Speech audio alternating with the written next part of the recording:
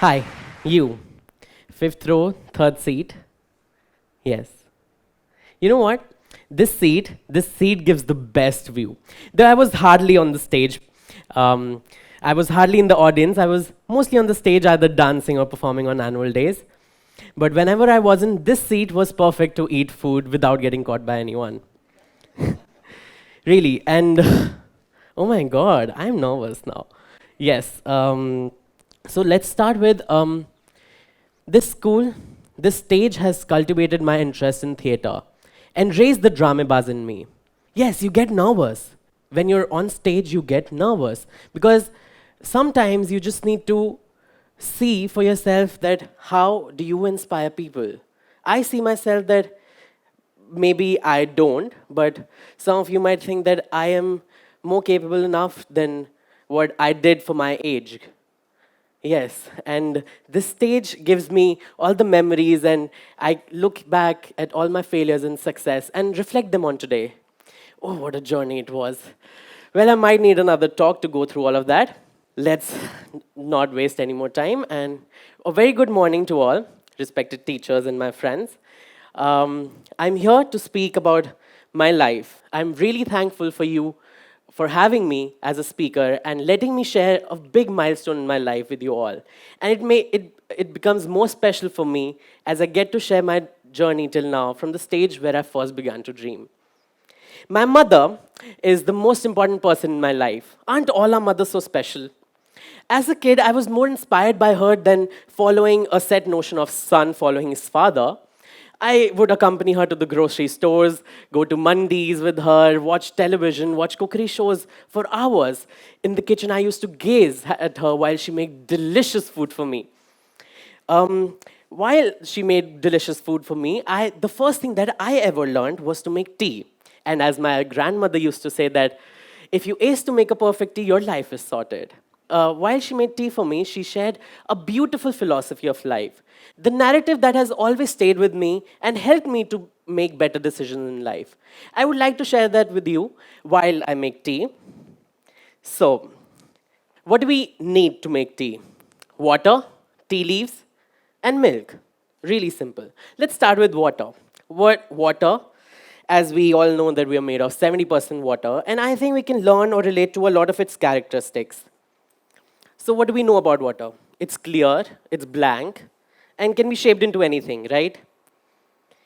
We're going to turn this humble, simple water into a world-class tea by adding tea leaves to it. These tea leaves give this humble water its unique color, aroma, and taste. Just like our family shape us to be a better version of ourselves by adding values in us. The values, culture, the ethics that we get from our homes make us a better person. And as we say that each tea is different, be it green tea, Darjeeling tea, English tea, so are we, right? That's because of the values that we get from our home.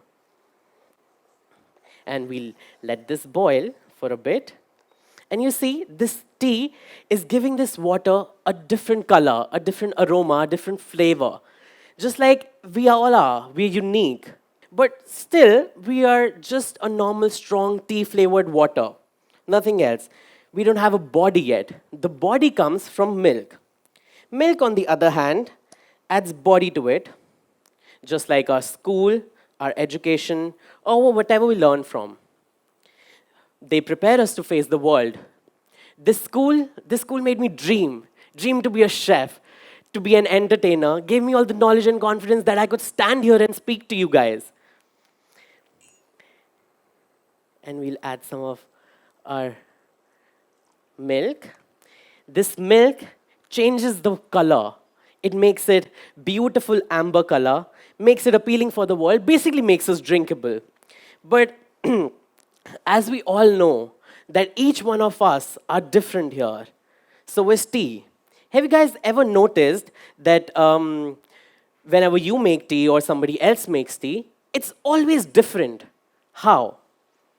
Because the secret lies in the flavor. These flavor can change from person to person, just like our passions and dreams. And similarly, my secret ingredients are a piece of elaichi and Ginger. Just like I pursue my passions, acting and cooking together. Yes, together. Does that scare you? No? Well, I did not see that coming. A lot of people think that I'm digging my own grave by standing on two different boats. When I first joined college, I did not know who I was. I was just a normal kid who wanted to be a chef, and his dad crushed his dreams. So I was actually trying to fit into the crowd.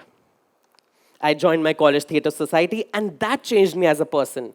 It gave me a different personality, and I was happy in my own skin. Other than giving me free attendance, it actually, yes, it gave me a lot of attendance. I actually passed because of that. But yes, other than giving me free attendance, it gave me immense confidence to perform in front of people. We performed street plays in various colleges, and that also made me think about how can we be a change in the society, because we made plays on very heartfelt topics. It gave me a sense of realization that I can be a change too in the society. Similarly, the flavors that we added right now, elaichi and ginger, are changing this tea into my very own cup of tea, making it unique. And what is tea without some sweetness? Let's add some of that because no one likes a strong, grumpy tea, right?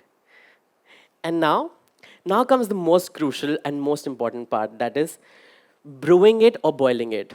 This pressure is the heat that raises tea up. I was pressurized too. When I came back from MasterChef, I did not know who I was. I was uh, I was just somewhere lost. That a lot of questions came to my head, that whether I should complete my graduation or not. Am I just a chef or a college student? A lot of such questions came to my head because I was not getting opportunities. Whatever the opportunities I was getting, whether to judge an event or to critique the food, I was doing it for free. How innocent was I? I lost a lot of money. But that also made me realize that I need to wait to keep that pressure in me to rise up again, right? Even this tea makes us rise up. The pressure that we get from our parents, our peers, are exactly the same. They push us to be the better version of ourselves. Sometimes the pressure is too much, just like right now. What do? You lift yourself up, swirl around, take a break from it, use Instagram, stalk people, and then go back again. Because when you do, this tea will come out to be the best tea that you want to make. And what if you ask me that, is this pressure really needed? What if I turn off the stove and stop the cooking completely? Then, my friends, this tea would not come out to be the expected tea that we are trying to make, right? So this pressure is really needed. So we let it boil to extract the right flavor. And as we say that this pressure is really needed, I was, I was actually confused in the world of media, and a lot of things that came to my head was that, am I good enough? That I have done a lot, but I'm not good enough. But when I first joined college, I did not know who I was. This theater made me who I am today. This pressure made me who I am today. I focused myself towards my dreams, made goals, and worked for it. Nothing comes easy. Even this tea has to get boiled to get extract that right flavor. I was pushed too. When I came back from MasterChef, I had no clue whatsoever. I, I don't know what I have to do in life. I was, I just lost track. But I kept going. I waited for the right time to rise up. I think it's ready. So let me just see it. And I think it's with every offbeat career that whenever someone tries to do something different, we are pulled down by a society, right? Ah, look at that color. Yes. So as we say that, sorry, jeep jal gayi. Sorry. Sometimes the pressure is too much. So you need to be careful when to switch off the gas and when to turn it off on. This will make the best cup of tea that you ever want to make. So, as I was telling you guys, uh, it's with every offbeat career that whatever we choose to do something different, we are pulled down by a society. Don't wear short skirts, don't go late at night. Oh, you're a boy and you cry. What kind of man are you if you don't like football? Oh, you're a boy and you work in the kitchen, etc., etc., etc. And to every such taunt, you only have to give to every such taunt, you only have to give one answer, and that is it's okay. It's really damn okay to wear whatever you want, to go late at nights. It's okay. Boys cry. It's okay. If I don't like football and still be a man, it's really okay if I like to help my mother in the kitchen. It's really damn okay to not follow a line. The only important thing is to move forward, not straight. Even in schools, we're taught to follow a line, but that teaches us to be disciplined, not to be a robot. Being born in a foodie Punjabi family, I was surrounded by food. I used to wake up with the question, "Beta, aaj kya khaoge?" and sleep with, "Kal lunch mein kya banao?" I had no other choice than to fall in love with food. And when MasterChef was nowhere in the picture, I wanted to do hotel management, which my dad did not allow, being the Amrish Puri in my movie. But I lied at home and still went for my entrance exam. And when the results came, I was nowhere close to getting admissions in any of the colleges. Then I got myself into Delhi University. I was broken. But sometimes you really need to believe and wait for the right time. I did the same. I waited and got the opportunity to audition for MasterChef India. I made chicken wings for my first audition. And when the judges asked me to name 5 South Indian main course dishes, and I went like, dosa, and they roasted me worse than Rodi's audition. I packed my stuff and I was about to leave when a volunteer came and he said, they're waiting for my second audition. And I was like, what? Everything happens for a reason.